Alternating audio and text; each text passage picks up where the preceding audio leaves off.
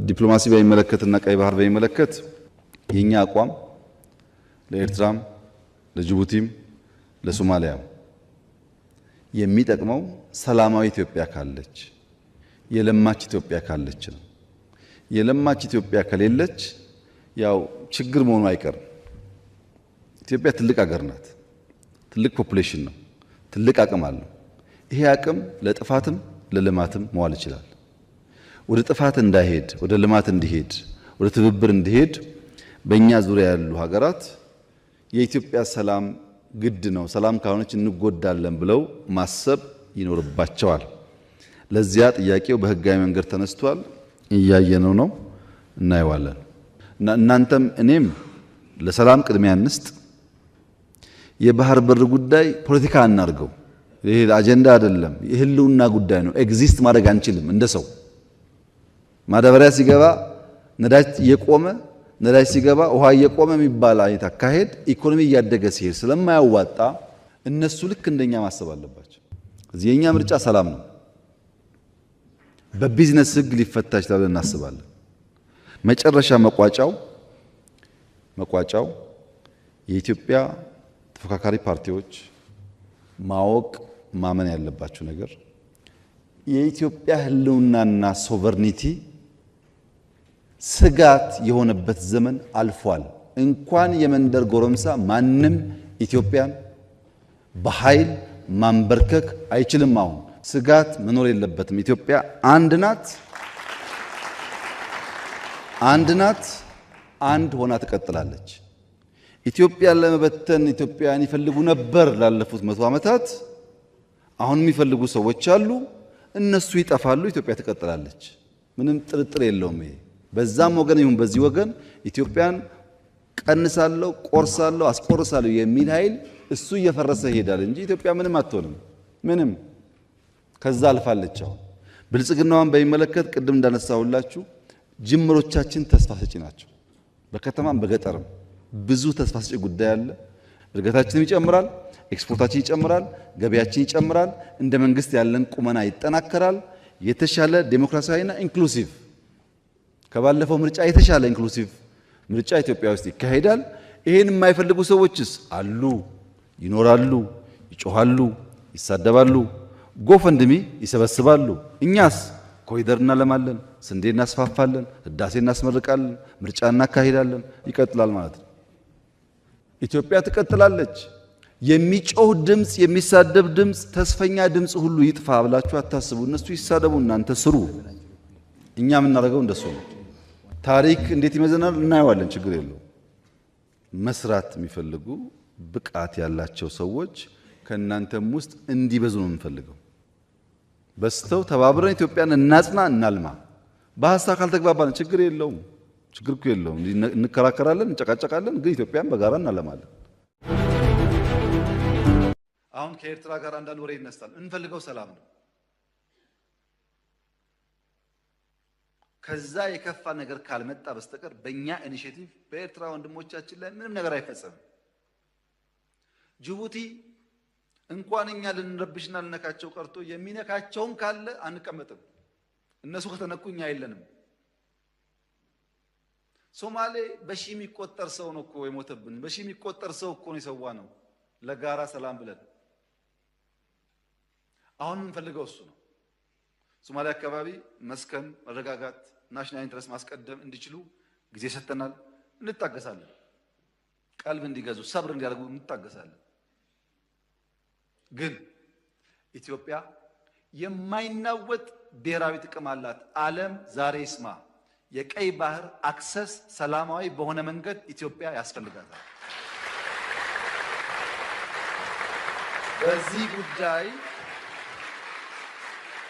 በዚህ ጉዳይ አመሰግናለሁ። በዚህ ጉዳይ ሻይ የምናደርግ የምንደብቅ ይመስለው ካለ ተሳስቷል። በጦርነት አንፈልግም፣ በኃይል አንፈልግም።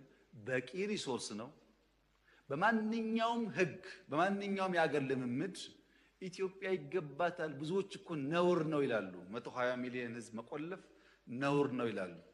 አንዳንድ የተገዙ ኢትዮጵያውያን ባይገባቸውም ወይኛ ወይ ልጆቻችን ያሳኩታል። ጥርጣሬ የለውም። ይሄ እውነት ስለሆነና ራሽ ሎጂካል ነገር ስለሆነ ይሄን አስታኮ ግን ነገ ውጊያ ይነሳል ብሎ የሚያስቡ ሰዎች አንዋጋም፣ ከማንም ጋር መዋጋት ፍላጎት የለም። ሁለተኛ ጉዳይ ኢትዮጵያን ሊወሩ ይችላሉ ሀገራት የሚል ስጋት ያለባቸው ሰዎች አልፎ አልፎ ስለሚነሱ ኢትዮጵያን ማንም ሰው ዛሬ በኃይል መውረር አይችልም። ማንም ለመመከት የሚያስችል በቂ አቅም አለን።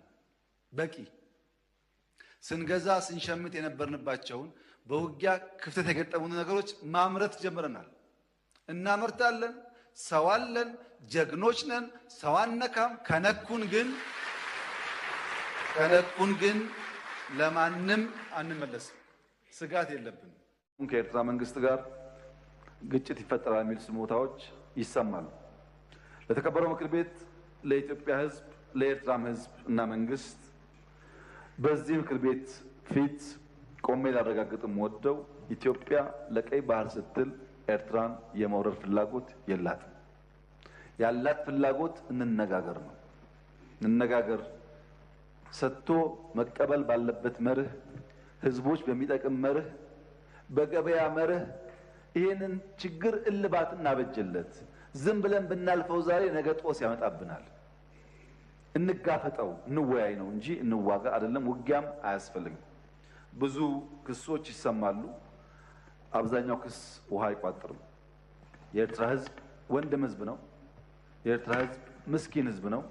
እንደ ኢትዮጵያ ለማደግ የሚፈልግ ህዝብ ነው። የሚያስፈልገው ልማት ነው፣ ውጊያ አይደለም። ተባብረን መልማት፣ ተባብረን መስራት ነው እንጂ አንዱ አንዱን መውጋት የኛ እቅድ አይደለም። በሌላ መንገድ ኢትዮጵያ ላይ ማንም ሀገር ወረራ ሊፈጽምና ከጀመርነው ህልም ሊያስቆመን ይችላል የሚል ስጋት ደግሞ የለብንም። ጭራሽ ስጋት የለብንም። ይህም መሰመር አለበት። ማንም ደፍሮ አይሞክረንም። በቂ ዝግጅት ስላለን የምንዘጋጀው ግን ውጊያ ለማስቀረት ስለሆነ በእኛ ኢኒሼቲቭ ከማንም ጋር የመዋጋት ፍላጎት የለንም። እንደምታስታውሱት ሶማሊያ ጋር ይዋጋሉ የሚባል በጣም ብዙ ንግግሮች ነበሩ። የፈታንበት መንገድ አይታችኋል። በሶማሌና ኬንያ መካከል ችግር ሲፈጠር ዘለን የገባነው እኛ ነን። በሱዳን ወንድሞች መካከል ችግር ሲፈጠር ዘለን የገባን እኛ ነን። ሳውት ሱዳን ችግር ሲፈጠር ዘለን የገባን እኛ ነን። በአካባቢያችን ሰላም፣ ልማት እንዲመጣ ስለምንፈልግ እስከ ዛሬ ከማንም ጋር አንድ ጥይት ተኩሰን አናውቅም። ወደፊት የኛ ፍላጎት ይሄው እንዲቀጥል። ምንም አይነት ትንኮሳ ከየትኛውም ወገን መኖር የለበትም። ትንኮሳ ካለ ምላሹ ከፍተኛ ስለሚሆን በእኛ ወገን ግን ትንኮሳ እንደማይደረግ እያረጋገጥኩ የቀይ ባህር ጉዳይ ለኢትዮጵያ የህልውና ጉዳይ ነው። ብልጽግና ኖረ አልኖረ፣ ይሄ ምክር ቤት ኖረ አልኖረ፣ 130 ሚሊዮን ህዝብ፣ ኢኮኖሚው እያደገ ያለ ህዝብ፣ መለወጥና ከድህነት መውጣት የሚፈልግ ህዝብ ጫፍ ጫፉ ተሰምሮለት ተዘግቶ እስር ቤት ሊቀመጥ አይችልም።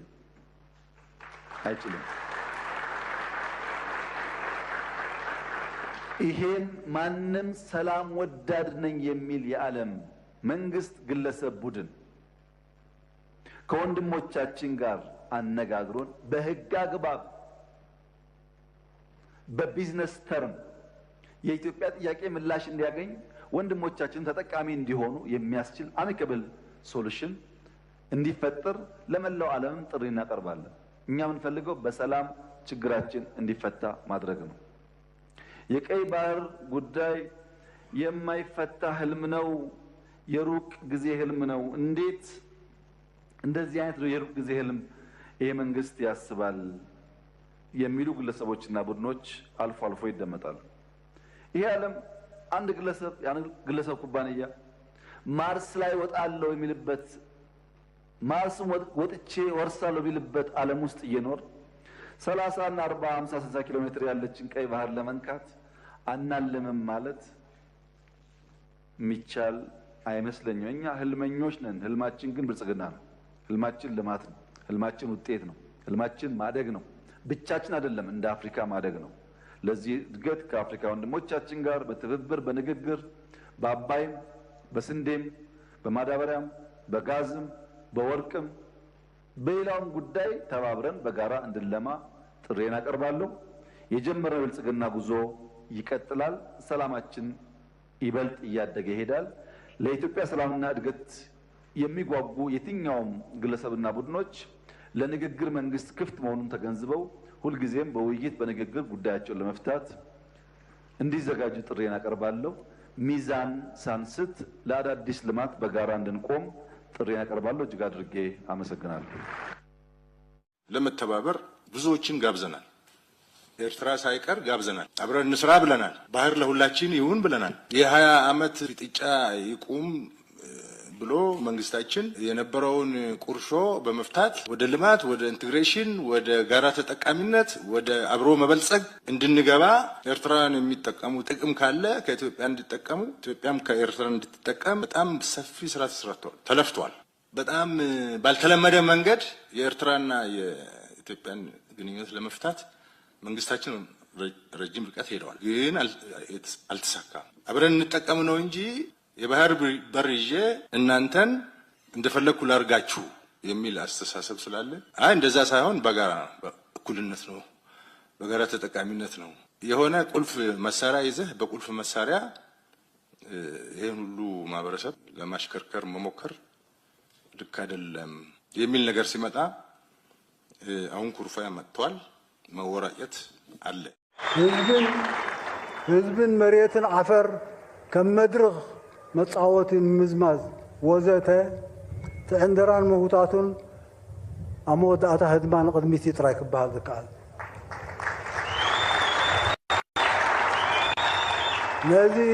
ነዚ ተኣውጁ ዘሎ ኩናታት ሓንቲ ዘይኮነ ብዙሕ ኩናታት ንምብራዕ ዝጓረት ዘሎ ቴክኖሎጂ ናፅዋርን ምዘሰንዮ ሕሱር ጃሃ ዝጉብ ንመዕደግን መበከልን ዝሰልዑ ዝወፅእ ዘሎ ዶላራት እውን እልቢ ይብሉን። ከም ሳልሳይ መጋበርያ ሓሶት ንምንዛሕን ሓቅታት ንምዕፋንን ምዝንባዕን ጽልእን ቅርሕንትን ንምጥቋስ ተዋዲዱ ዘሎ መናፍሕ ስነ አእምሮዊ ኩናት ዝበሃል እውን ብዙሕ እዩ። ንተጻብኦ ህዝብን መንግስትን ኤርትራ ዝፈሓት ዘሎ ቁሉዕን ስውርን ሸርሕታት እውን ዘይፈለጠ የለን። እንታይ እቲ መደምደምታ ተበጊሱ ዝነበረ ተስፉው ሃንቀውታ በኒኑ እዩ።